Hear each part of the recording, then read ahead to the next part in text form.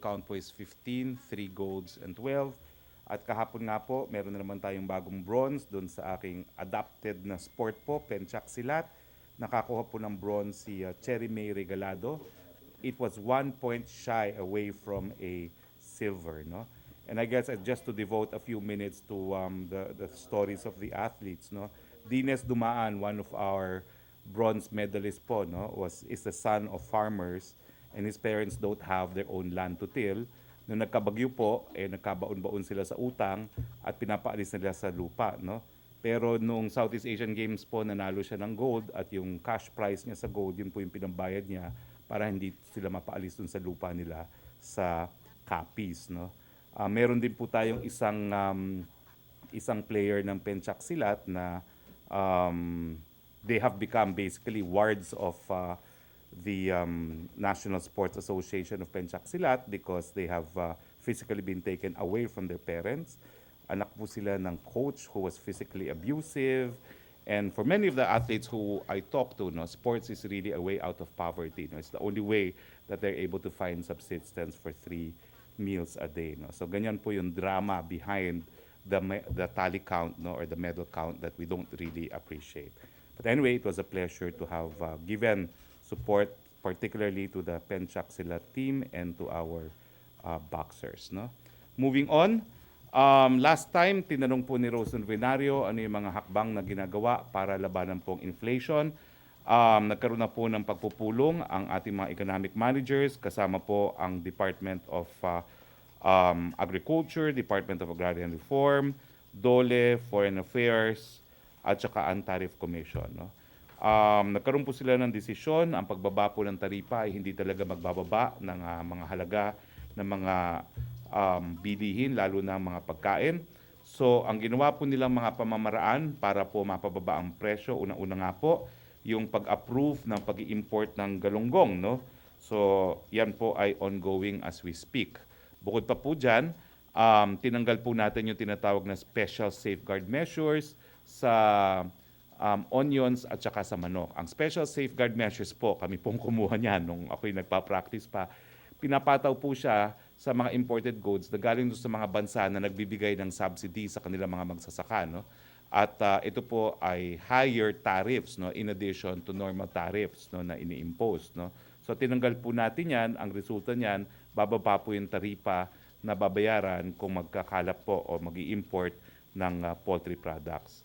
Sa pork naman po, meron po tayong tinatawag na minimum access volume quota holders dyan para din po yung bigas na binibigyan ng ilang mga importers ng karapatan na kumalap at nagkaroon po ng babala ang Department of Agriculture dahil underutilized po ang mga quota ng mga importers natin. So 50% daw po ay hindi nagagamit, no, dun sa ating MAV quota holders. So binigyan lang po sila ng 1 buwan ni Secretary Piñol para sila po mag-import. Otherwise, ibibigay po yung quota nila sa iba. No? And ang intention po ay para fully avail natin yung ating minimum access volume quota para sa pagkalap po at pag-import ng pork products.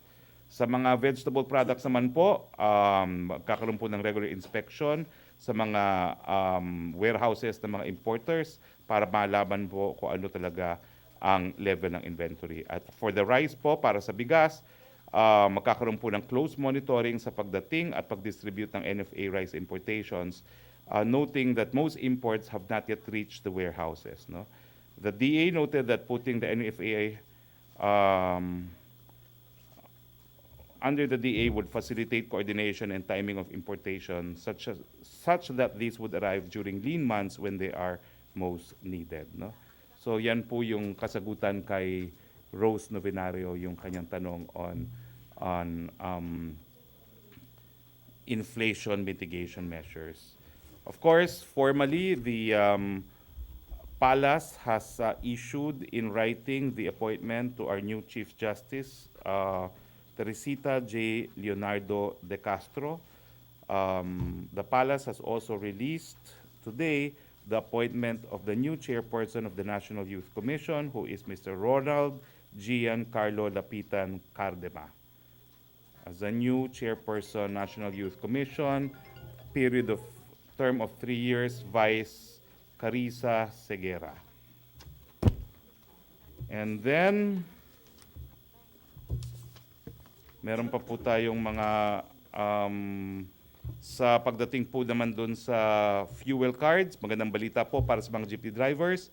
Ang Patawid Pasada Program Fuel Cards ay sisimulan ng ipamahagi ngayong araw, August 28, sa lahat ng lehitimong public utility jeepney franchise holders, hindi lamang sa Metro Manila kundi sa buong bansa. Ayon sa Department of Transportation, Land Transportation Franchising and Regulatory Board, maaari nang makipag-ugnayan ng mga legal na franchise holders sa kanilang mga regional offices. Congratulations also to 617 inmates of the Manila City Jail who recently finished vocational courses offered by the Technical Education and Skills Development Authority or TESDA in coordination with the DepEd. These courses include tile setting, massage therapy, pastry, and bread making. The 617 participants underwent DepEd's alternative learning system and passed the 2016 and the 2017 accreditation and equivalency tests, and inmates who have graduated from formal high school prior to detention. Magandang balita rin po para sa mga mamimili. Sa susunod na 2 linggo, inaasahang bababa ang presyo ng imported na sibuyas. Ito po ay after the Department of Agriculture held a consultative meeting with red and white onion traders and importers last week. The meeting resulted to an agreement that red onions will be sold at 55 pesos per kilo in retail stores, while white onions will be sold at 65 pesos in 2 weeks' time. So part of the meeting also resulted, gaya ng sinabi ko kanina, yung pagsuspindi po ng special safeguard duties addressed to the Bureau of Customs and Department of Finance. Questions, please. MPC question. Marcel, really. Good morning, sir. Sir, just to follow up about the inflation. So, if mag-i-import po tayo ng galunggong, does it mean na yung issue on formalin is not a cause of concern anymore on the part of the government? We will not allow, of course, the importation of formalin tainted. No? So I guess you are correct. We will only allow importation of galunggong provided it is not preserved with the use of formalin. And sir, yung grupo po ng Pamalakaya, once again, nagsalita dun sa concern nila on the importation kasi baka daw maapektuhan yung local fishermen kasi sila daw yung unang tatamaan. Kaya nga po hindi nagkaroon ng desisyon na hindi ibaba ang taripa dahil kinakailangan pa rin bigyan ng proteksyon yung mga lokal na mga ngingisda at lokal na mga magsasaka natin. Thank you, sir. Thank you, Marcel. Benji, liwanag. Sir, good morning. Sir, on dun sa sibuyas, 2 weeks yung sinasabi ninyo. Pero halimbawa, meron pang mga lumang produkto o lumang sibuyas. Ibababa rin po yung presyo? Well, ang special safeguards po naman kasi you can only suspend it, no? And then it will cover future importations. No? Ang inaasahan natin, yung old inventory, nandyan na po yung halagang yan. No? Pero dahil nga po suspended na yung special safeguard measure, baka sa darating na mga araw, yung mga bagong pag-angkat, bababa po ang presyo ng sibuyas. On NFA, dun sa rice, paano po natin masusustain yung kagaya po nung sa Zamboanga o yung Basulta area na nagkakaroon sila ng problema, masusustain na ho natin yung supply doon? Tinututukan na po ngayon ng hindi lang po ng NFA, kundi ng interagency, interdepartment committee na, no, yung distribution nga po ng NFA rice. Ang problema po ngayon ay hindi po sa kakulangan, no, dahil sapat na po yung ating inangkat. Ang problema ngayon po yung distribution na pagkatagal-tagal nga, na nagiging resulta nga, nagre-resulta nga sa bukbok, no, sa tagal na nakabinbin yung mga inangkat na mga bigas sa mga barko bago sila maibaba. No? So yan po ang tinututukan ngayon po ng gobyerno nang masigurado na yung binayaran na ng taong bayan ay makarating sa taong bayan. May mananagot po nito? Well, for now, we leave that to the discretion of the different agencies. No? Pero for now po, importante maparating ang bigas ng mapababa ang presyo. Thank you very much, sir. Salamat, Benji. Christina Bendanyo, Inquirer. Sir, when was this meeting, sir? And was the President present during this meeting, sir? Hindi po. This was attended by Cabinet Secretaries, no? Ramon Lopez, presiding, Secretary Piñol, and representatives from Department of Finance, DBM, Foreign Affairs, DOLE, Agrarian Reform, Transportation, as well as Office of the Executive Secretary, Bangko Sentral ng Filipinas, Tariff Commission, Board of Investments, and NEDA. The date was 16 August 2018. Okay. Sir, what was the reason for the rejection of the tariff on food imports? Well, what the- was quoted here, I quote, and I quote, no? Um, um, the committee discussed potential solutions to curb inflation, not limited to tariff modification, taking into account the report on the results of the public hearing, noting that the spike in prices is temporary. Focus is on finding pragmatic solutions that will balance consumer and producer interests and achieve price reprieve at the soonest time possible.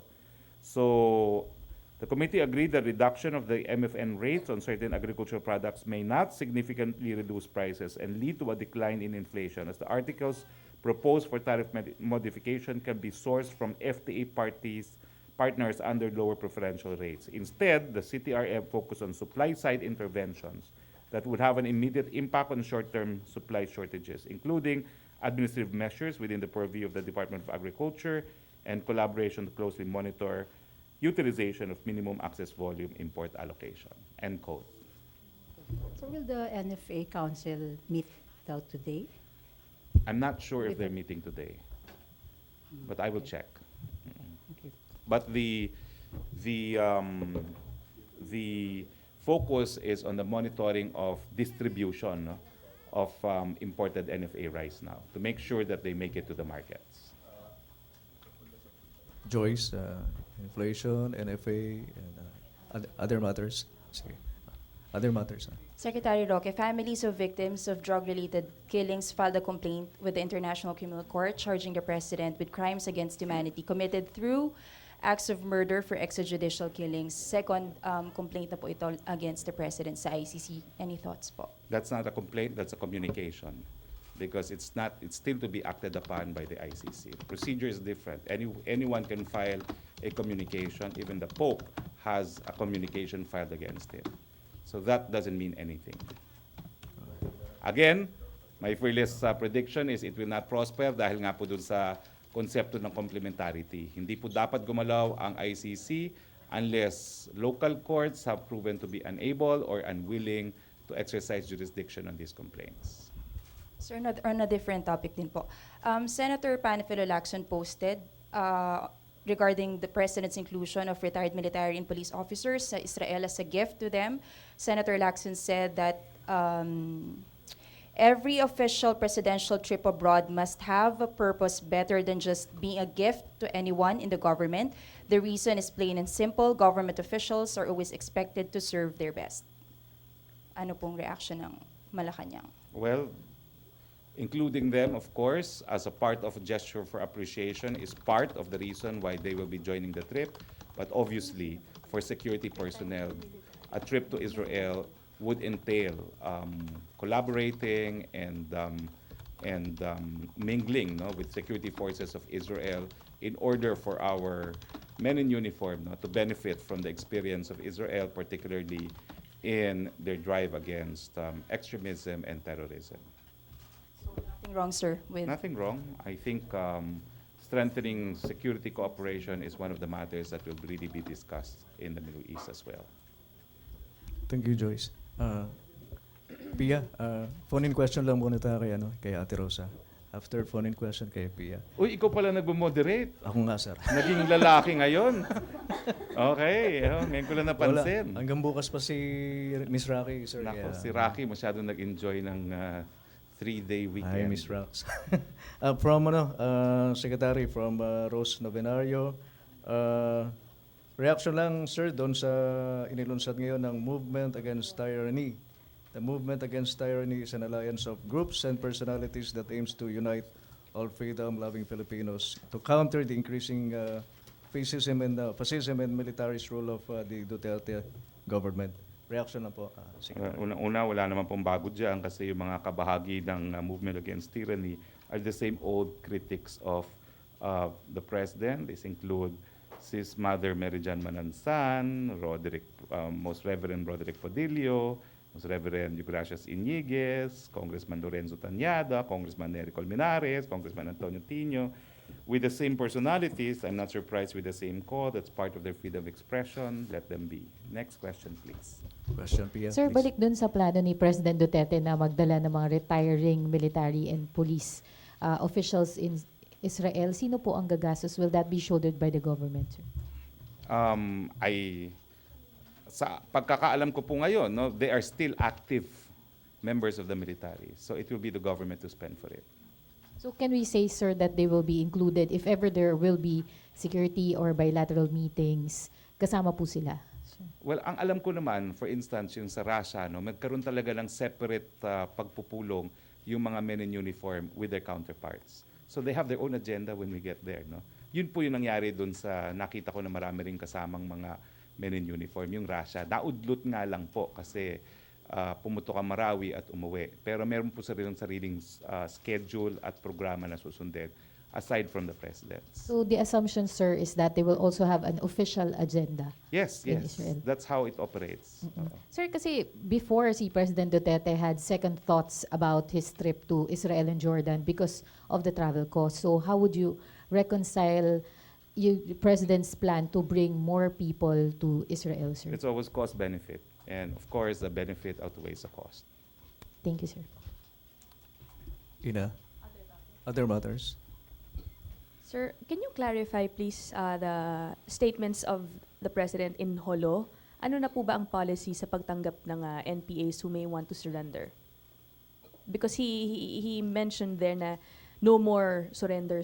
Ano po ang ibig niyang sabihin doon? Well, it was in Holo, no? So I suppose he was addressing the problem of ASG, no? You have to put it in context. Ang gulo naman doon talaga, ASG, no? Hindi naman na MNLF because the peace is holding with the MNLF so far, no?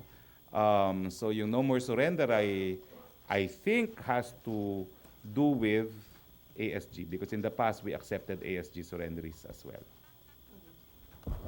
Also, I'd like to get your reaction on the recent statements from Joma Sison. He said among the military officers, there is a significant number who view the president as the number one enemy of the Philippines, for various reasons, among others, turning police and military into his private instruments and betrayal of national sovereignty.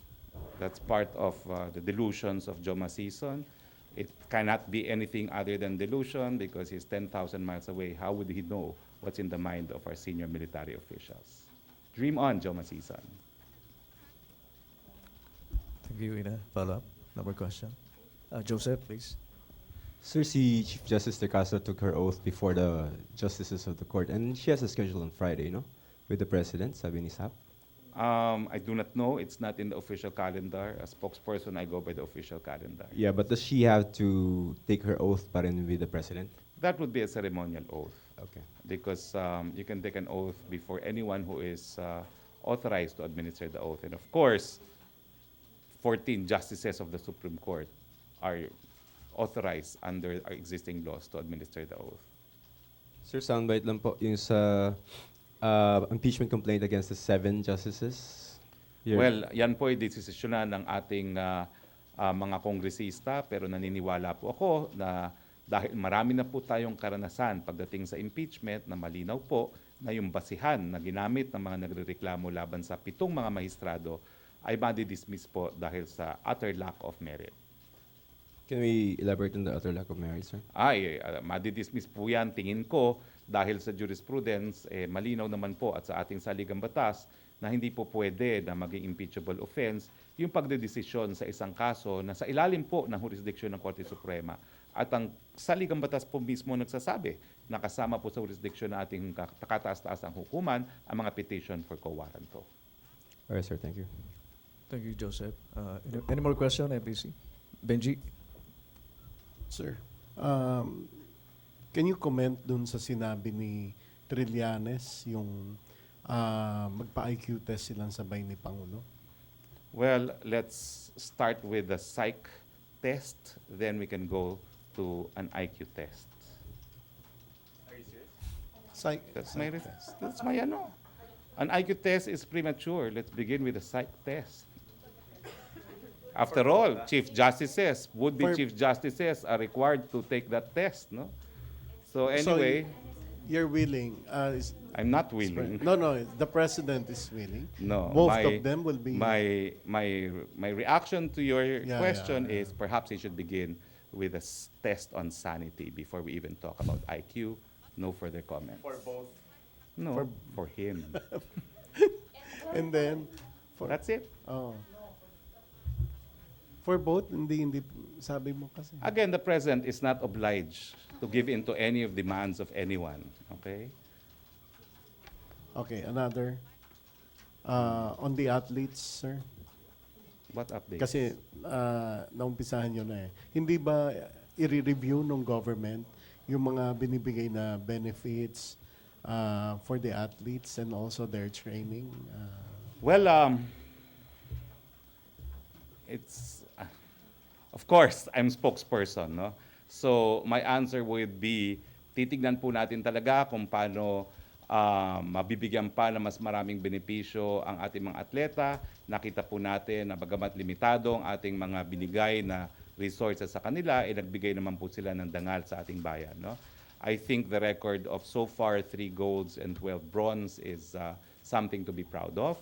And gaya ng sinabi ko sa aking simula kanina, ito po ay sa kabila ng napakaliit na binibigay nating tulong sa kanila at sa napakatinding kahirapan na hinaharap ng karamihan ng ating mga atleta.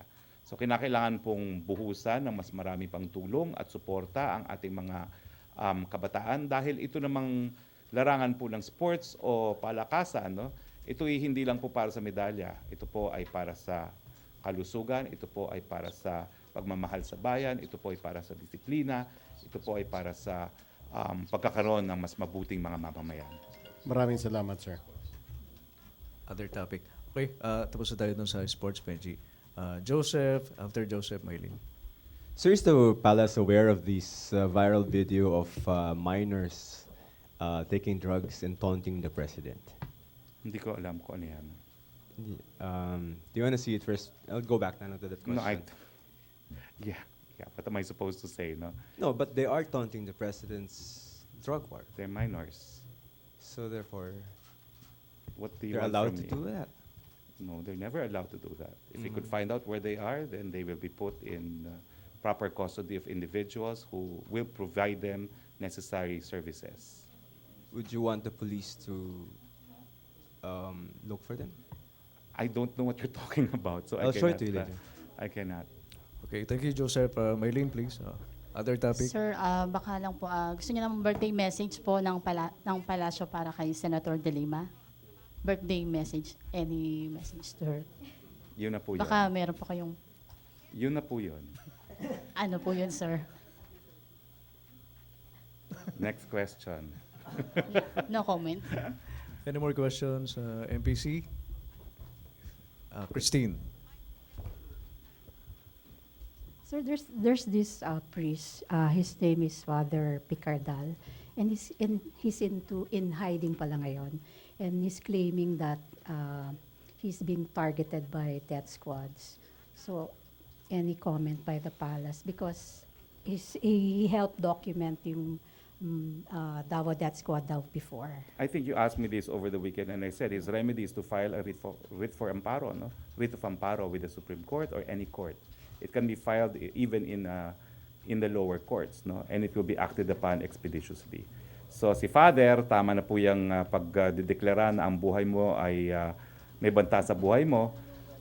Gamitin nyo na po yung mga remedyong legal na naririyan. Writ of amparo po yan. Napakadali po makakakuha niyan, mabibigyan kayo ng proteksyon kung talaga may ebidensya na may banta sa buhay ninyo.